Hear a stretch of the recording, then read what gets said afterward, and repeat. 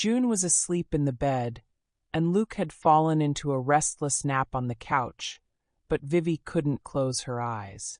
The world outside was quiet, but Vivi's mind churned. She sat by the window in her pajamas, knees pulled to her chest, the city lights reflecting off the glass in front of her. Her phone sat silently beside her, untouched for hours, and worse, unread. Adrian hadn't called.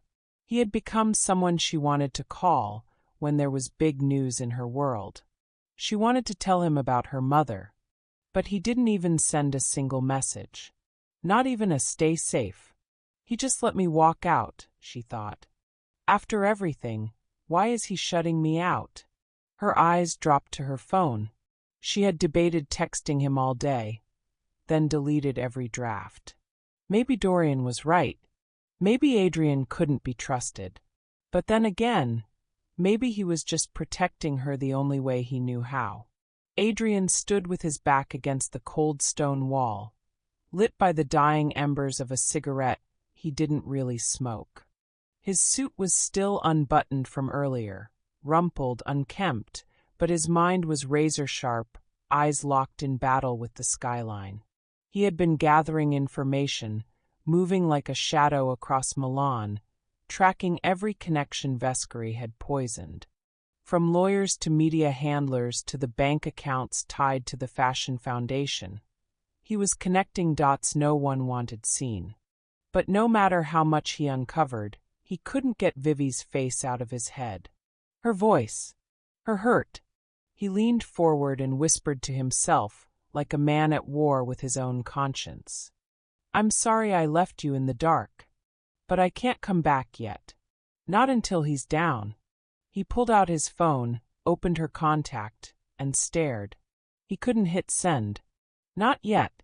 He tossed the cigarette aside, straightened up, and walked back into the dark. The rustling leaves muffled the city noise. The fountain in the center gurgled quietly, and ivy curled up the marble walls like an old, forgotten secret. Dorian adjusted his coat, his sharp eyes scanning the perimeter. This wasn't just a meeting. It was the return of a ghost. A familiar click of heels approached from behind him. He turned. Margot Cross stepped into the garden like she'd never left the stage. Chin high, black trench cinched at the waist, her golden hair pulled into a soft twist. She looked more like a legend than a missing person. But Dorian saw the shadows in her eyes. Dorian called her name softly. "Margot." Margot said sharply, "Don't say anything sentimental, Dorian. We don't have time for that." They sat on opposite ends of the stone bench. She took a breath before she looked him in the eye. Margot said, "I've been preparing for this for years. Mentally, physically. Every day I train myself not to break. Not to call. Not to run." She paused, her voice low but steady. "I thought I could disappear forever. But then I saw her. A beat. The Paris headlines. That mess at Hotel de Minuit, those earrings, and there she was, my baby girl. The ones I gave her because she always loved those earrings whenever I wore. Then, I knew Vescari had found her." Dorian's fists clenched. Dorian said firmly, "You should have come sooner. If I had, he would have burned you all faster. I needed to wait, until I knew where he would strike next. Until I could be useful." She looks at him, eyes sharp. "And now? Now I'm ready. I can't believe he could really orchestrate all of us to be back here again." "You're saying we can end this now?" She nodded. "Not just with resolve, but with vengeance. Vescari is a master of games. Seduction. Power. Fear. He lured me in when I was 17. He nearly destroyed me. And now he's doing it to my daughter. It ends here. Including his life, if it comes to that," she said coldly, emotionless. Dorian stared at her, both astonished and strangely comforted about how his half-sister was so strong and she went through all of these. And she wasn't a ghost anymore. She became a weapon. Luke was flipping through the morning paper, his brows furrowing deeper with each line. June had her laptop open, rapidly scanning headlines. Vivi stood by the window, staring out with a clenched jaw, her phone buzzing non-stop on the nearby table. June read aloud Leone Vescari, famed Italian fashion patron, files lawsuit against members of the Designers Initiative Foundation, citing deception and misappropriation of donation funds. Luke was disbelieving. He's suing everyone? June answered. Board members, partners, associates. Anyone connected.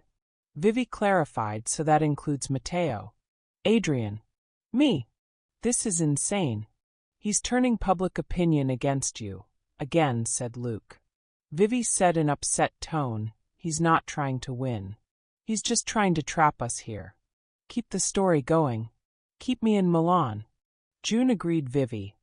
It's a game to him. A slow-burn manipulation. He knows dragging this into court will keep you from leaving the country. Luke said to Vivi, You're not safe here. Vivi's voice was quiet but steeled. He's not trying to hurt me with the lawsuit. Not directly. He wants me to panic. Run. Look guilty. June ended Vivi's sentence. And if you stay, then he gets what he wants, control.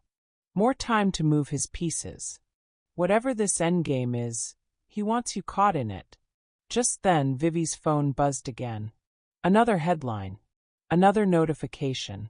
Her fingers hovered before she finally silenced the phone.